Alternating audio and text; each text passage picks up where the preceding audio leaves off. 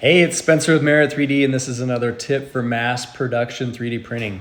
So when you're doing mass production 3D printing, you really want to consider where your support marks are going to be.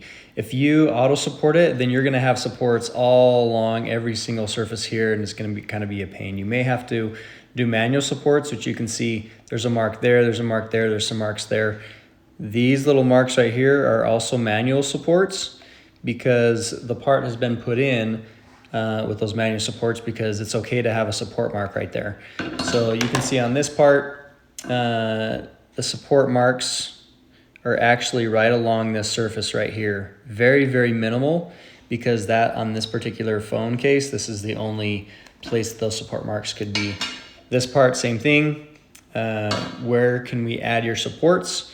So this part has supports to beef it up, but very minimal supports because that's where the support marks had to be. So when you're considering mass production, where can your supports be and will it affect the final part of your assembly?